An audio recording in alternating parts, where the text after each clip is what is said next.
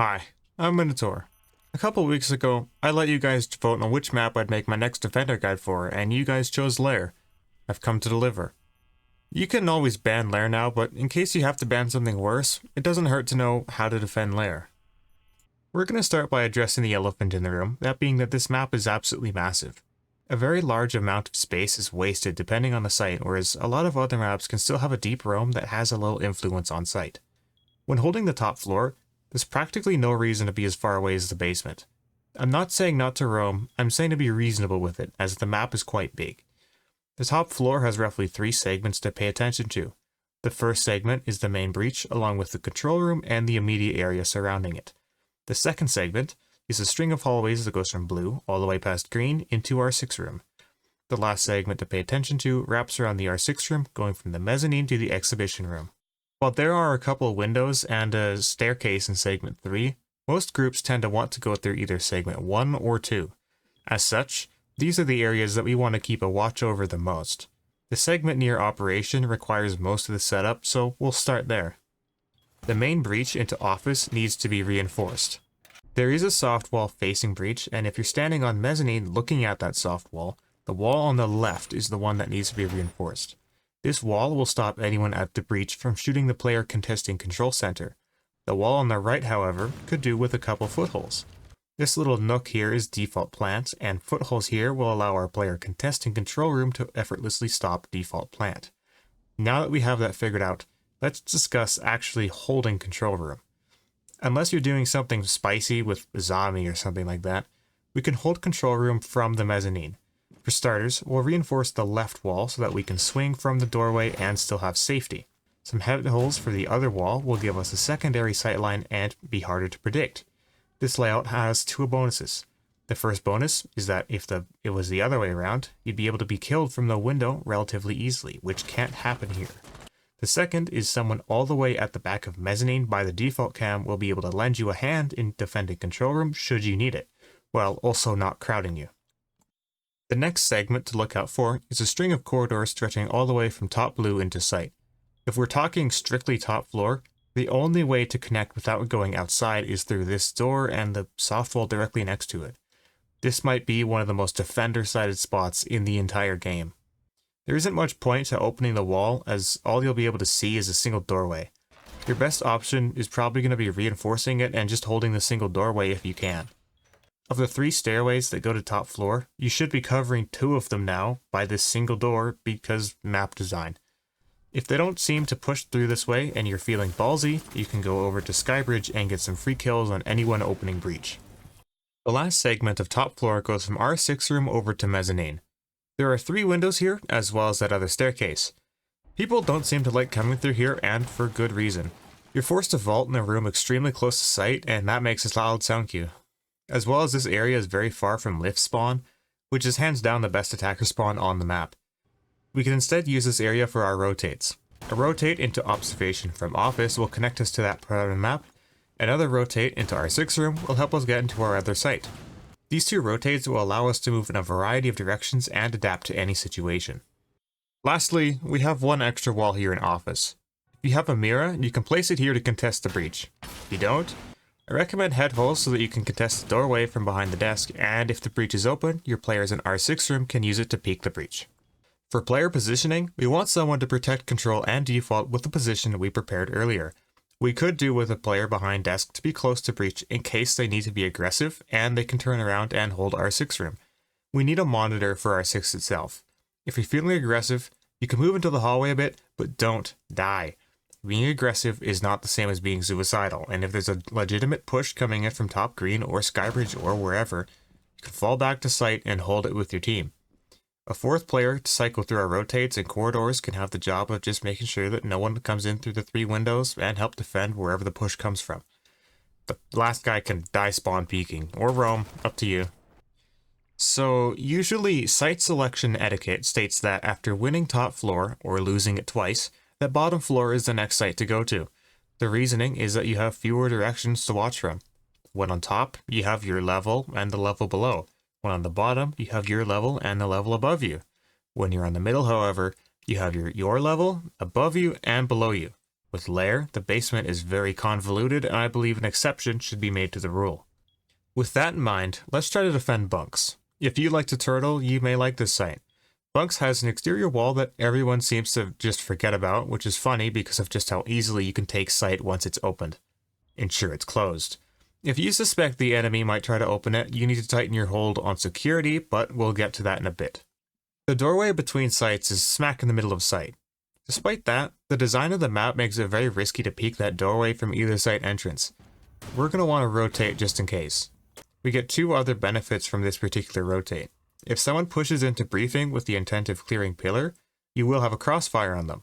If they peek towards you, your player on pillar will have an easy kill. The other benefit is that if the Bunks breach is open and the enemy is trying to plant, the player that was holding security, we'll get to that I promise, will be able to swing with cover against the plant spot. The spot is quite narrow, so even if it's smoked off, you should have yourself a nice clean kill. In briefing, you have a soft wall that opens into green.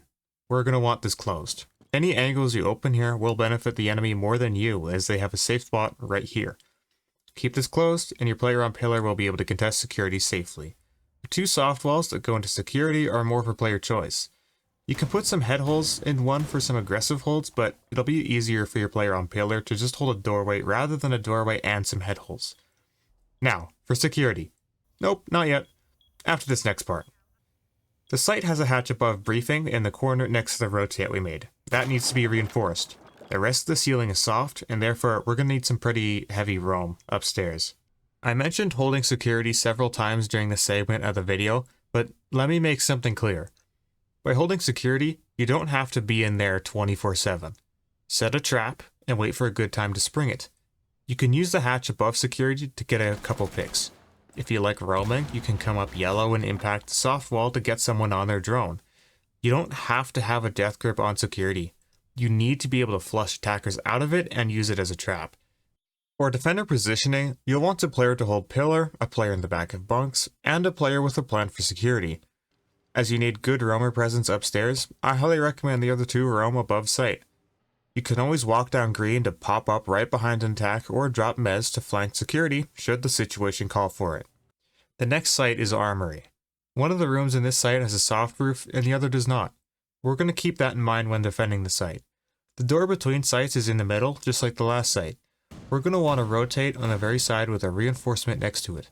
The reinforcement will stop a certain player from getting wall banged and allow them to lob explosives by the range door, contest lobby door, and wide swing for a player that dropped hatch to plant. As there are 3 walls here, the one next to the door is up to you. I choose head holes so that the players sitting in the back have an avenue to fire through other than the door. The soft wall to bottom blue, as well as the wall to medical, are best left reinforced. You're welcome to try a rotate in medical to dispense roamers as required, but I don't, as this room is smack in the middle of the map and attackers will frequently maneuver through it when trying to find a better place to push from. If they see an opportunity, there's a good chance they'll try to take it. The wall going into shooting range may as well be reinforced, but you generally aren't going to be playing in this part of sight due to the soft floor above you. A roamer holding this area is recommended heavily. A setup similar to what we have for holding top floor can work here, as you'll be able to hold mezzanine from inside control room. Should you need to get back to site quickly, you can drop off of mezzanine to potentially get a couple picks off of people stuck trying to get into site. You may have picked up that the site has some pretty simple setup. It really does. One defender to hold upstairs, one by the rotate, and one to watch the rear and help with the main push is mostly what you need. Your other players can roam elsewhere near site and get some good picks. Now we're finally on basement, if you insist on going down there. A rotate between sites would be very handy. The connector room is great for when randoms refuse to make the rotate, but otherwise it's just another of the seemingly endless rooms packed into the basement.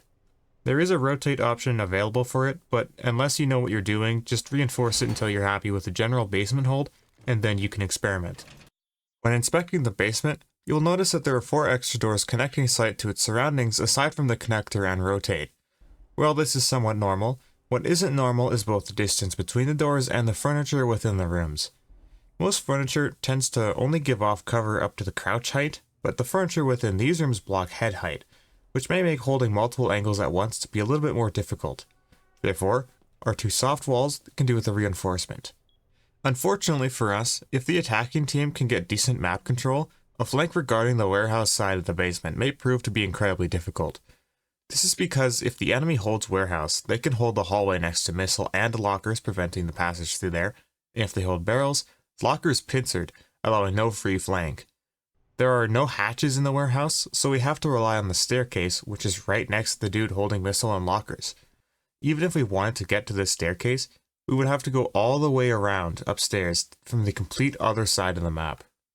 As this is a basement site, vertical control can be very useful to prevent vertical ops like ram and fuse from terrorizing site. We're going to want solid control over a staircase. The staircase infiltration will do nicely as it's directly next to site. This is where the rotate into connector comes into play, as your roamers can return to specific sites. If you really need to, late in the round once your roamers have come home, you can just reinforce the rotate. Again, I don't recommend this right away, just like I don't recommend going basement. There are 2 hatches to reinforce, one in Armoury and the other one in the main lobby. The site goes from east to west, so this is the area you have to ensure are clear from attackers.